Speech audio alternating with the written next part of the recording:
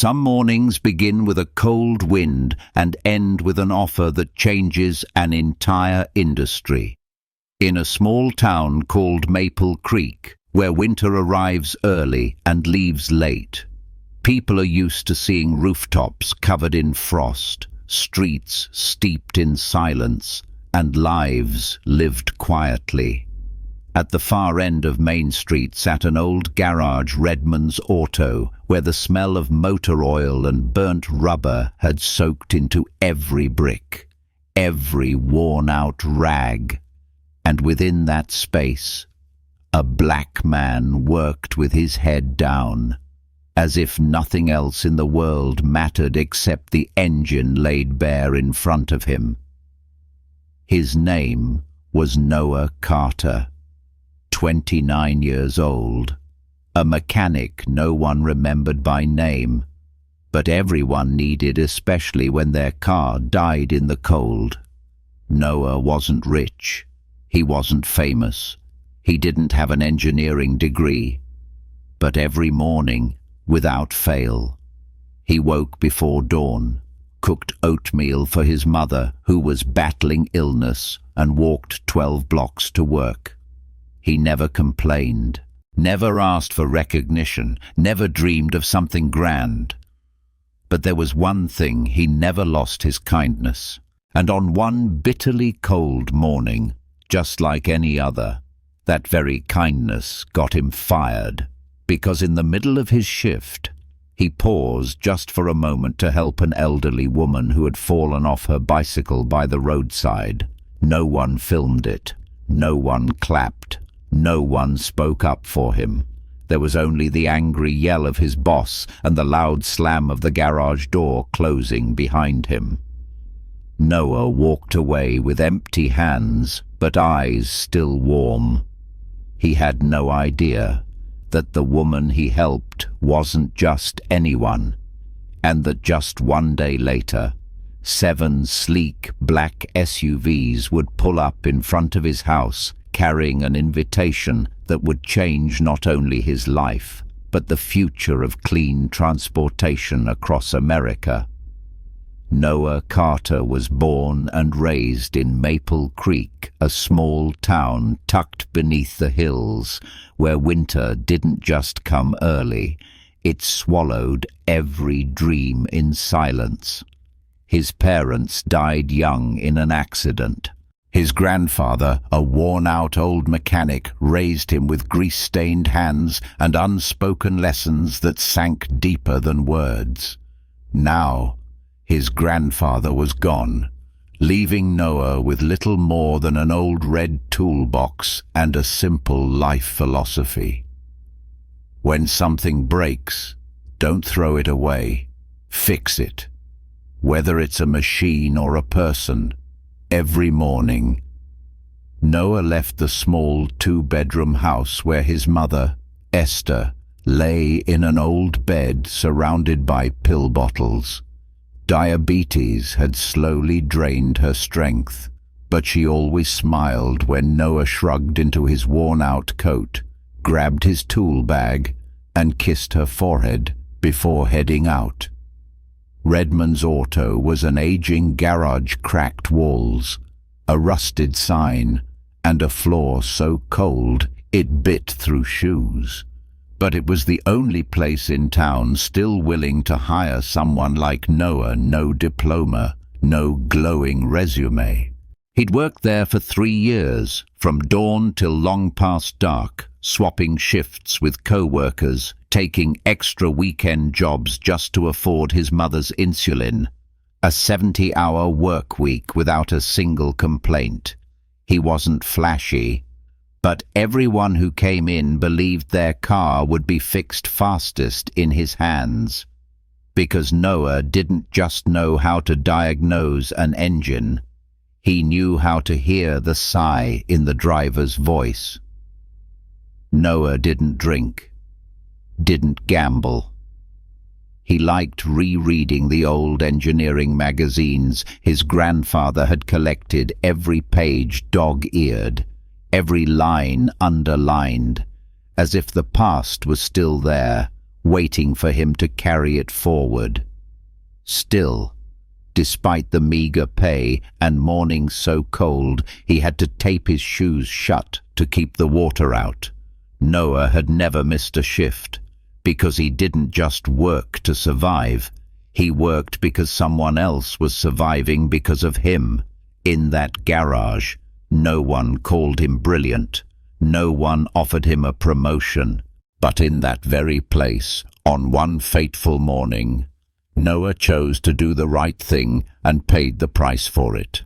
And strangely enough, life doesn't always change when we're handed an opportunity. Sometimes it changes only when we've lost everything except for the one thing no one can ever take away: kindness and a heart that refuses to turn away from someone in need. That morning, the wind bit through every seam in his jacket, and frost clung to the garage windows, in cold that could freeze breath in mid-air.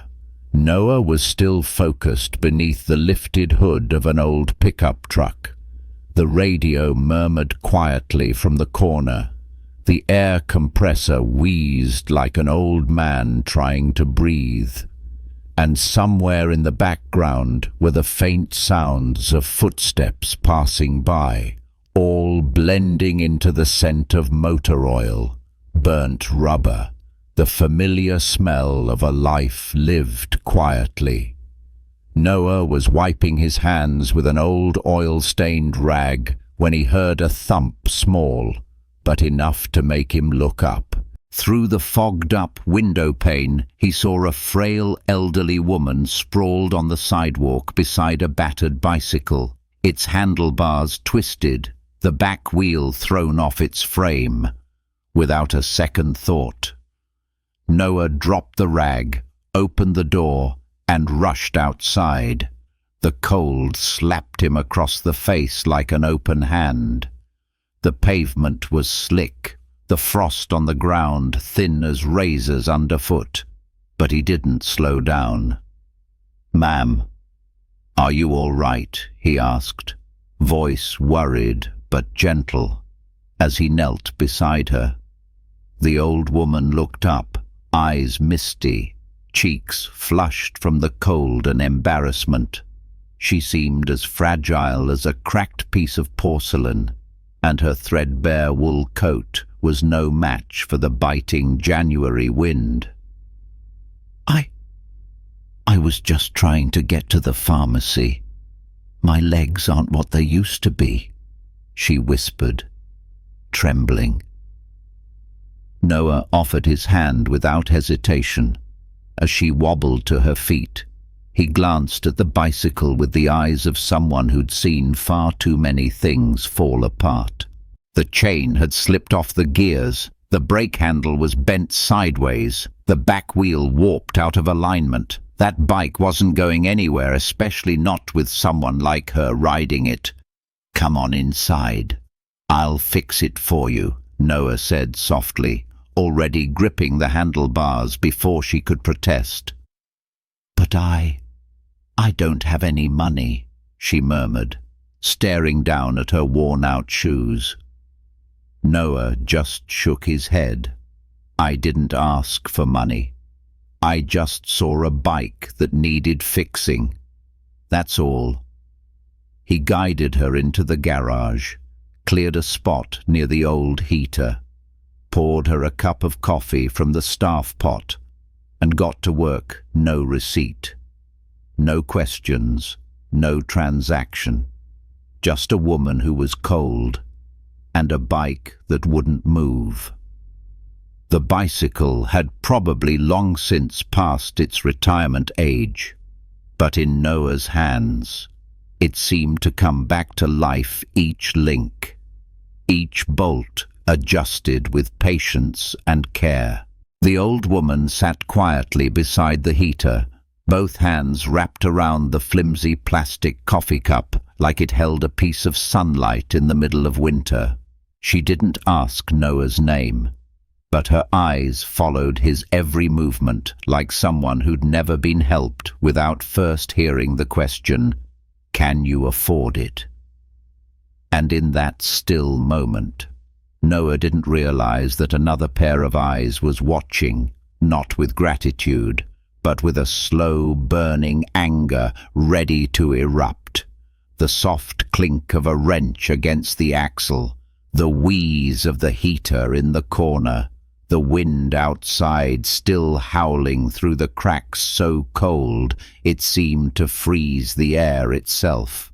Noah was adjusting the bike's brake, head bent low near the back wheel, when a voice exploded like thunder beneath the garage's low ceiling. "Carter, what the hell do you think you're doing?" The whole space froze. From the small office, Carl Redmond, the garage owner, stormed in like a brewing storm. A big man with sagging jowls, a toothpick perpetually wedged in his mouth, and eyes that always looked like someone owed him money. Carl didn't need to ask what was going on. He saw the old woman sitting in the corner, the beat-up bike on the repair rack, and that alone was enough for him to pass judgment. "Who is she?" he growled, jabbing a finger at the woman like she was a thief. "She fell outside. Her bike's busted. I was just fixing it up a little," Noah replied calmly, voice steady. Carl stomped over, shooting the old woman a look of pure disdain. "This is a damn auto shop, not a charity ward. You using company time to fix up trash for free." The old woman shrank into herself like a dry leaf caught in the wind. Her coffee cup trembled softly in her hands. Noah stood up. For the first time, he looked Carl in the eye without lowering his head. "I didn't use anything from the shop. Just a quick repair. She needed help. I don't give a damn what she needs." Carl snapped, nearly hissing. "If she doesn't have money, she's not a customer. And you, Carter, if you want to play hero, go do it somewhere else." No one in the garage said a word. The other mechanics froze, quietly watching, too used to scenes like this, and too afraid to intervene. Carl turned, flicked his hand sharply. "Pack your things. You're fired. Immediately." No one said a word. The old woman was on the verge of tears. But not Noah. He simply set the wrench down, wiped his hands on the rag he left earlier, then turned to her and said, "It's all right, Mom. Your bike's good to go. Just take it slow on the downhill stretch." He didn't beg, didn't argue, didn't slam the table or shout like people do in movies. He just nodded to the woman once more, held the door open for her, and walked out behind her, ignoring the bitter cold biting into his skin and the pitying stares trailing behind him. Carl slammed the door shut. Everything fell silent. Silent, but no longer with the hum of machines. It was the silence of something being lost forever. The old woman turned gently as Noah walked her to the edge of the sidewalk. "You lost your job because of me. I don't even know what to say." Noah smiled a rare smile, but a real one. "I didn't lose anything, ma'am. I just chose what mattered more." And as she pedaled away, her small frame trembling in the early snowfall, Noah stood there jobless, incomeless, without health insurance, but with no regrets. What he didn't know was that the only thing he held on to that day would be the very thing that led him into an entirely different world. That night, the whole town of Maple Creek fell into silence. The wind howled through rooftops, slipped through every crack in every door, carrying with it the chill of a long winter ahead.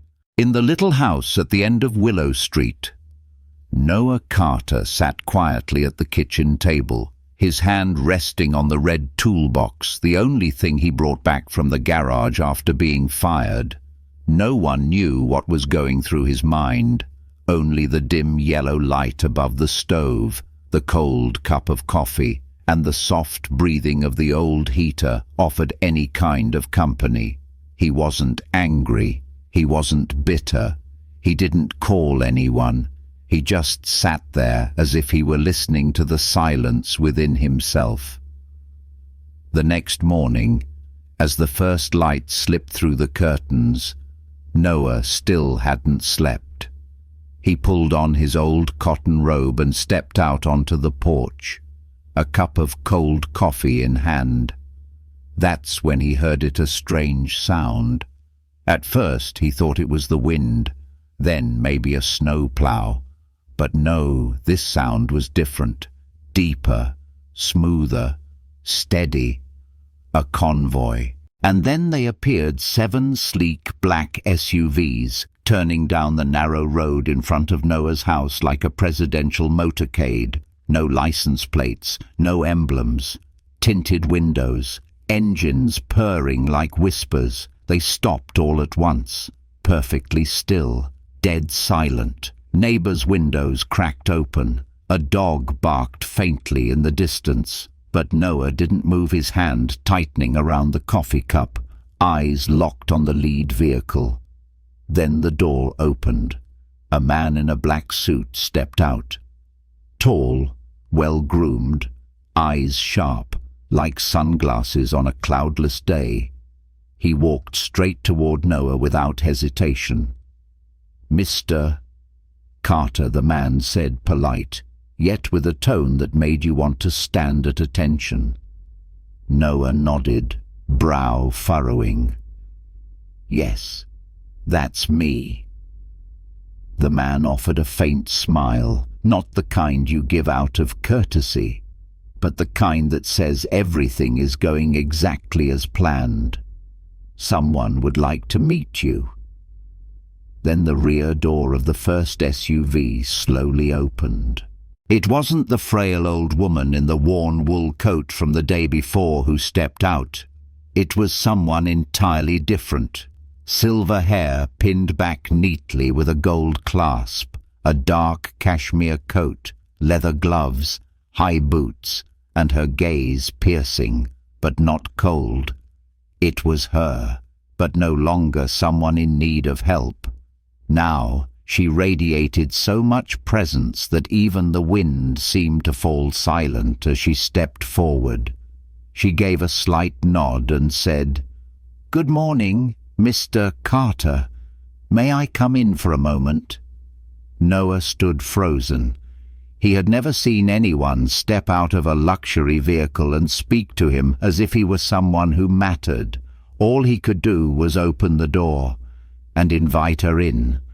And as that door closed softly behind them, so too did one chapter of Noah Carter's life, so that something he never dared dream could begin.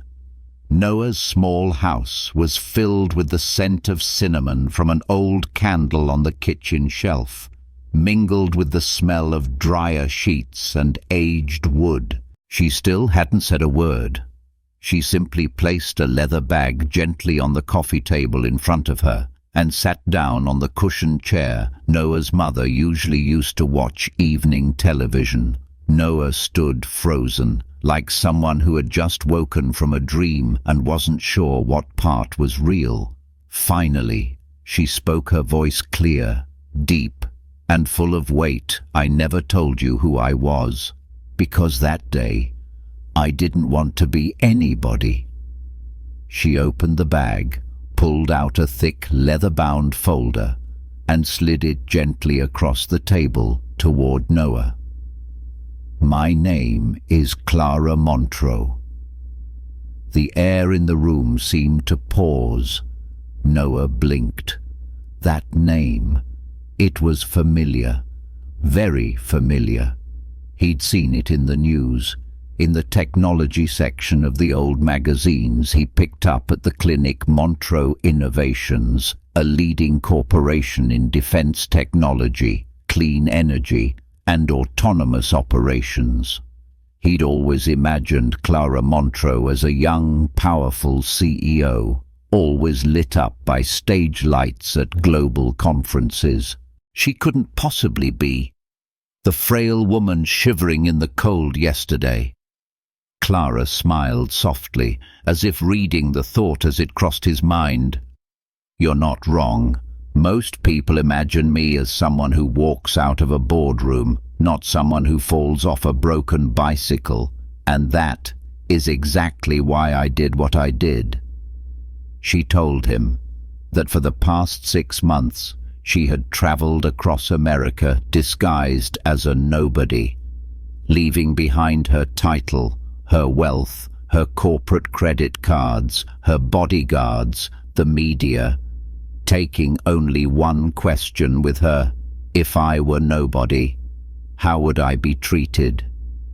She had visited 27 places, and in 26 of them she was ignored, or turned away, or denied help when she didn't have cash in hand. Only one place, only one person not only helped her, but never once asked if she could pay. That person was you. Noah. Noah still couldn't find the words. His heart was pounding not out of pride, but from disbelief that such a small act could ripple into something so monumental. Clara looked at him, her eyes no longer cold, now glowing with warmth. "I didn't come here just to say thank you." She pushed the folder a little closer toward him. "I came to change your life. We're opening a new research facility on the West Coast, and I want you to be the lead supervisor for the mechanical division. Full creative control over workshop design, 6-figure salary, full relocation, comprehensive benefits, and a share in long-term equity." Noah opened his mouth, but no words came out. "I know you don't have an engineering degree, but what I need isn't something they teach in universities. I need someone who doesn't just understand machines, but understands people. Someone who doesn't just repair, but knows how to listen." The air in the room suddenly felt too large for the small house. Noah looked down at the folder, then at his hands that had once been scratched by engine grease, frozen from working through countless winters, now trembling for a different reason. He didn't know he'd been chosen because of who he helped. He only knew he had chosen to do the right thing, and today that right thing had come back. Clara stood. "You have 24 hours to decide, but I believe your heart already knows the answer." She walked out the door. The 7 SUVs were still waiting.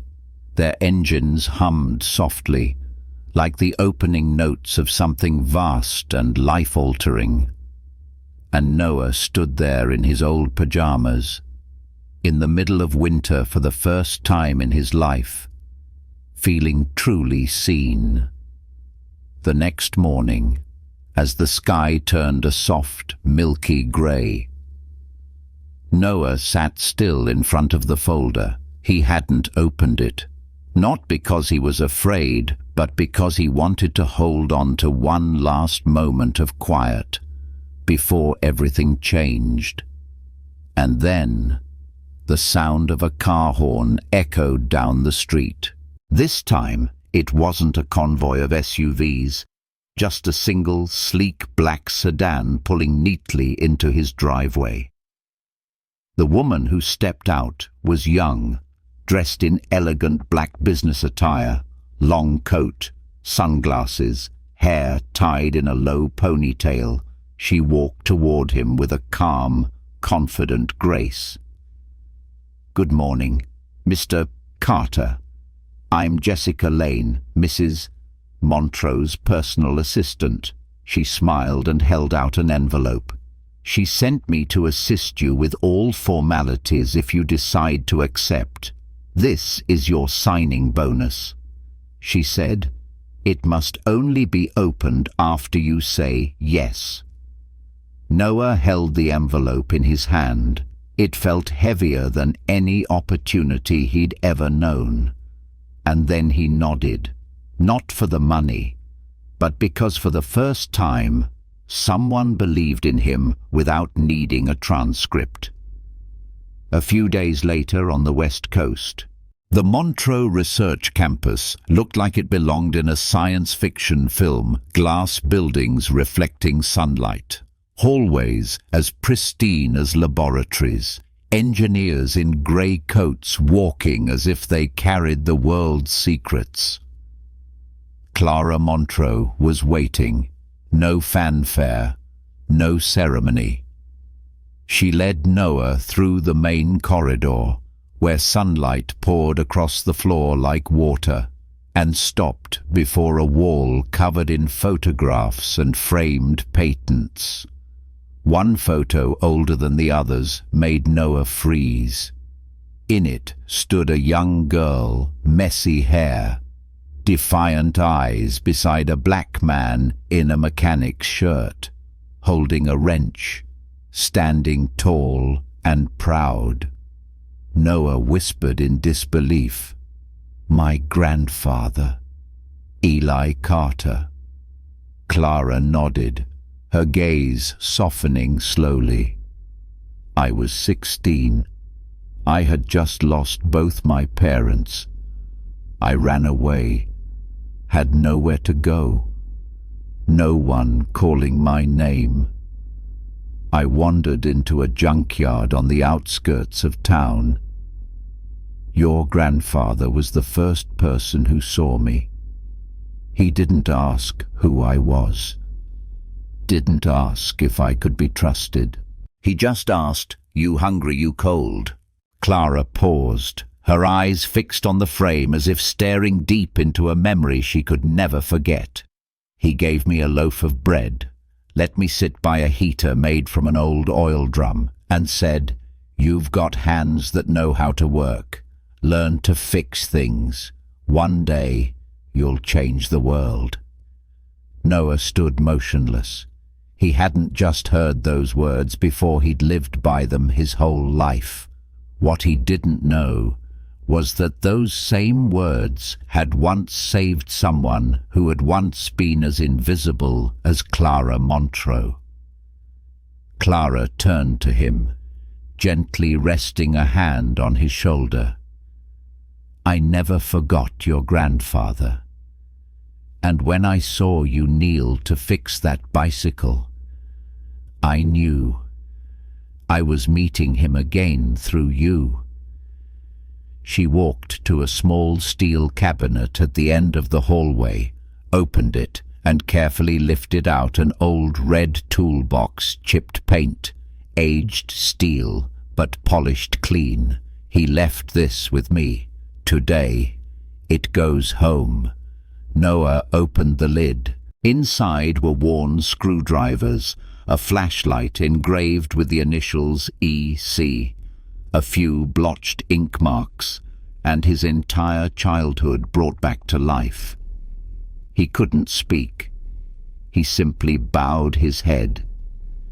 Tears welled up in eyes long accustomed to seeing the world through oil smudges and engine smoke. And in that moment, all the seemingly scattered pieces of his life clicked into place perfectly. Noah was still sitting before the red toolbox, hands trembling slightly as he picked up the flashlight engraved with his grandfather's initials. In his lifetime, Noah had repaired countless engines, dismantled hundreds of machines, but had never held an object that felt so alive. Clara stood quietly beside him, observing. Then she said, softly but clearly, "There's one more thing I want you to see." She led him down into the lower level of the research facility. The elevator slid silently past floors of glass, descending into a space completely unlike the rest. No natural light, no voices, only the soft glow of LED lights lining the walls. The basement felt like a modern-day chapel quiet, sacred. At the end of the hallway, a steel door opened with Clara's fingerprint and a gentle hiss, like a breath finally released after being held too long. And then Noah saw it. A car, but not an ordinary one. No exhaust pipe, no roaring engine, not a drop of oil in sight. Instead, it had a body as smooth as wind, a steel grey shimmer, and thin blue lines running along its curves like veins waiting to be awakened. "This is Horizon," Clara said, almost in a whisper. "It's your grandfather's unfinished dream." Noah stepped closer, laying his palm on the vehicle's surface. It felt warm, as if it wasn't a machine, but a living being in hibernation. Clara began to explain that 40 years ago, Eli Carter had sketched the first prototype of a zero-emissions vehicle, a car powered entirely by clean energy, capable of self-repair, with little to no maintenance. But back then, the technology wasn't ready, and that dream was shelved. We've spent years rebuilding every part of that idea, from self-healing materials to quantum-responsive engines. But what we were still missing was someone brave enough to believe it could live. She turned to Noah, staring at him for a long moment. No pressure, no persuasion. "I don't want you to work here," she said. "I want you to lead." Noah blinked, stunned. I've never led anyone. I don't have a degree. Clara cut him off, her voice low but certain. "I don't need someone who can read a wiring diagram. I need someone who understands this. Every machine is a life form waiting to be trusted, and every kind machine begins with kind hands. I've met hundreds of engineers, but only one man knelt in the cold to help a nameless bike for a woman with no status. And that man is the only one brave enough to lead the future." Noah looked back at Horizon. He didn't see a car. He saw a legacy. He saw his grandfather's hands. He saw the eyes of a woman once curled beside a space heater. He saw himself the mechanic who got fired for doing the right thing. He placed his hand on the hood and whispered, "I'll do it." Clara smiled, not the smile of a successful CEO, but of someone who truly believed the world was about to change. In the early days at the new lab, Noah walked in like a stranger in the very world he'd been invited to build. The state-of-the-art mechanical workshop sat on the second floor of the center, a pristine, gleaming space filled with machines Noah had only ever seen in magazines. Automated robots, industrial 3D printers, augmented reality goggles, and a voice-responsive system that could control everything with a single command. But amidst it all, Noah chose to place his grandfather's red toolbox right at the corner of the main workbench, not as a keepsake, but as a route. He began working. No manuals, no instruction charts, just instinct, determination, and one mission to awaken horizon. Every morning, he arrived before anyone else. Every night, he was the last to leave. On the walls, hand-drawn engine schematics. On the tables, fragments of self-regenerating polymers, graphene energy transfer frames, and electro-response chips no one had ever hand-installed. And of course, there were failures. Many. Once. The cooling system failed to respond, causing the entire simulation chamber to fill with smoke in the middle of the night. Another time. He collapsed to the floor, hands bloodied after his 7th attempt to lock the core frame into place. Noah had once believed that learning new tech would be the hardest part. But it wasn't. The hardest part was fighting the voice inside that said you're not good enough to be here. The engineers around him were graduates of MIT, Stanford, Oxford. He was the guy who got fired from a backstreet garage for fixing a bike for free, but every time he felt like giving up, he'd reach for the old flashlight engraved EC from the toolbox, click it on, place it on the bench, and remember the look in that old woman's eyes when she held his hand and said, "Thank you for seeing me." Clara's words. You were chosen, not because of a degree, but because your hands never turned away from small things. And his grandfather's voice in memory. Don't be afraid of not knowing. Only be afraid of not trying. Gradually, horizon began to come alive. The chassis was no longer just a cold frame of metal, it became a responsive system that reacted to the rhythm of a human's grip. The gesture-based control interface started working, no buttons, just movement. The new energy cell with a self-healing core held its charge for the first time beyond 72 hours. Clara never intervened, but she was always there, standing behind the glass, watching him fail, sweat, and try again like a silent coach.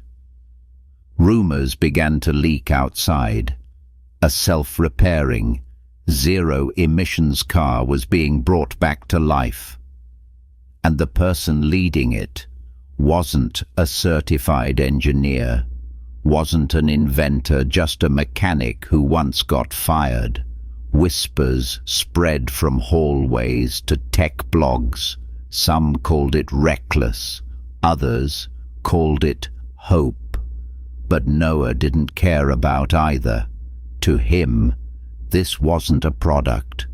It was a thank you, a long overdue thank you to his grandfather, to the woman he helped, and to himself for never stopping to believe that small things could still create greatness. That morning, the Montreux Research Center felt different. All departments paused operations.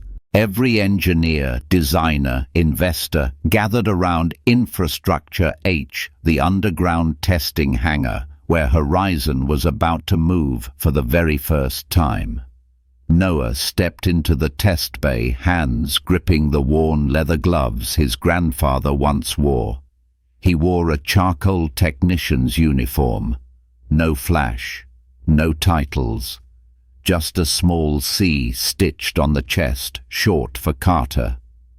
High above, rows of engineers sat in silence. like an audience awaiting a ballet's opening act. In the observation deck, Clara Montreux and her assistant, Jessica Lane, monitored through the integrated control panel. The Horizon car, now complete, rested silently on the motion platform, its body gleaming like liquid metal, the glowing blue lines along its frame pulsing slowly, like the heartbeat of something waiting to be awakened. Noah stepped forward. All sound seemed to fade away. He opened the door, slid into the cabin. No keys, no buttons, just a touchscreen that responded to fingerprints and breath rhythm. He placed his hand on the console, closed his eyes. "I'm gonna do it right, Grandpa." Then he pressed start. There was no roaring engine, no smoke, only a low whoom like wind rising from the Earth's core. The system powered on. The lights along the body began to glow softly, steadily, like a living being waking from a long sleep.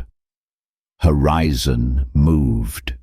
It rolled forward slow, steady, smooth as flowing water. No rattling, no drift, no error. Then it accelerated, then stopped, turned with a precision measured in millimeters, automatically adjusted compression for simulated road conditions, regenerated its own battery through wheel motion. Above, the entire gallery stood still. No one dared interrupt the moment because everyone knew they weren't just watching a test. They were witnessing something far beyond engineering a milestone, a moment in history. Noah stepped out of the car. Light reflected off his uniform. Same man, same hands once underestimated, but now holding what $100 billion corporations had never touched, a real solution. Clara stepped forward, placed a hand on his shoulder, her eyes full of pride, but beneath that, something quieter trust. You did it, but more importantly, you never needed to prove it. Noah looked around. Every engineer, every technician, every person who had once doubted him now stood, clapping, not for a car that had moved, but for a man who never gave up. He didn't cry, but when he turned back toward Horizon, he whispered softly, "Grandpa, the wheels are turning now." And the entire hangar in that moment was silent as a chapel. No one spoke, no one moved, because everyone understood today. A man once fired for helping someone had just launched a future for all of humanity. A week later, in New York at the largest clean tech conference of the year, everything was set. Clara Montreux declined the keynote. Instead, she stood quietly in the wings. Every spotlight turned toward a man in a plain shirt, standing alone on stage. No props, no giant LED screen. His name was Noah Carter, and he began to speak. No notes, no teleprompter, just the truth. "I'm a mechanic. I used to fix cars in a small-town garage in Maple Creek, where the winters are cold enough to make you forget you're alive. One morning, I helped an old woman who had fallen off her bike. I didn't ask her name, didn't charge her. I just did what was right. That afternoon, I was fired because helping someone didn't profit the company. I walked home with grease on my hands and warmth in my chest, but no job. He paused. The next morning, 7 black SUVs pulled up outside my house. That old woman wasn't a stranger. She was Clara Montroe, the founder of one of the most pioneering tech companies in America. The entire auditorium fell silent. I'm not telling you this to impress you. I'm telling you because I want you to know kindness doesn't disappear. It just waits for the right moment to return, not as money, but as opportunity. He looked out into the audience, hundreds of CEOs, engineers, investors, and young students holding their breath. Horizon, the clean energy car I helped lead into creation, isn't my dream. It's the unfinished dream of my grandfather, a humble mechanic who once said, "If you learn how to fix something, you can learn how to fix the world." He raised his right hand slightly, calloused palm still bearing a few worn patches. These hands were once seen as not worth much, but these very hands touched the first car that doesn't emit, doesn't need oil changes, and didn't wait for anyone's approval to be real. The entire auditorium rose to its feet, but Noah just smiled, gently closing with, "I'm not a genius, I'm just a mechanic," who didn't look away when someone needed help. And if you're out there, if you've been overlooked, rejected, told you're not good enough, remember this. It's people like you who build the things the world never saw coming. As he stepped off stage, a middle-aged man in a grey suit approached him. "I'm Marcus Reynolds, CEO of Vidian Pulse, a renewable energy firm. Your story is exactly what we've been searching for. We want to invest, not in the car, but in the vision of a man who stopped in the middle of winter to fix a broken bicycle." They shook hands. No reporter missed that moment. And in the hours that followed, images of Noah, the soft-spoken black mechanic with the kind smile, covered headlines everywhere. The man rebuilding the future with one act of kindness. No degree, no investors, no privilege, but a heart that leads. As for Noah, he returned to the lab. He still started each morning by wiping down the workbench where the red toolbox sat.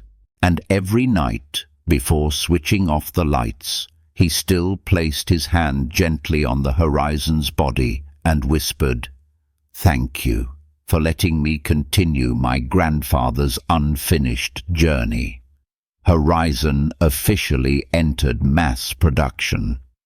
But what spread faster than the advanced tech was the story behind the first hands that touched the wheel.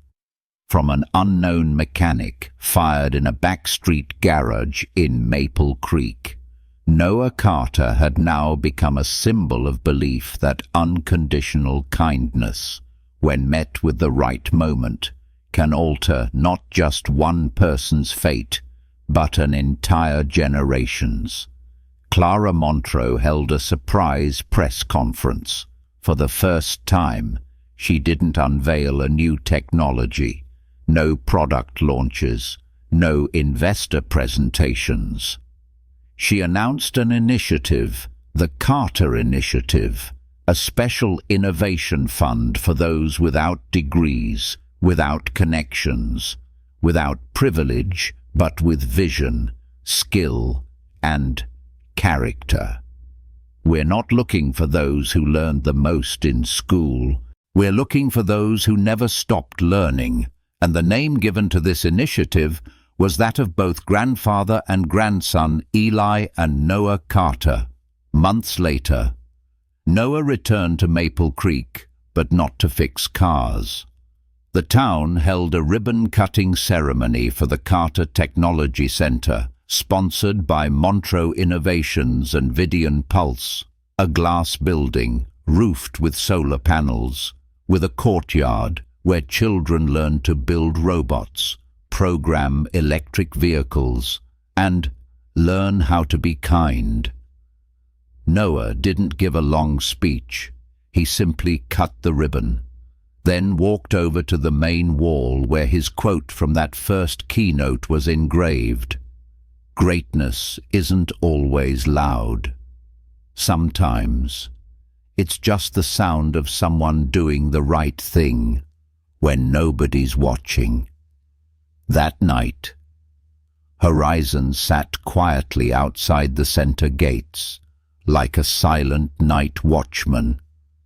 Noah stood beside the car, a gentle breeze brushing past, the air cool and still. Clara approached, wrapped in a thick coat, holding a cup of hot cocoa. They stood side by side for a while, saying nothing. Then she asked softly, "Do you think you've changed the world?" Noah shook his head. "I wasn't trying to change the world. I was just trying to help someone. No one else bothered to see." Clara smiled. "So that's how the world gets changed, then. If today you only have one thing to give, a kind gesture, a gentle word, or even just a quiet nod to someone who's barely holding on, please don't hold it back, because you never know, that one moment might be the only thing keeping someone connected to this world. And just maybe, from that simple act, something unimaginable might begin."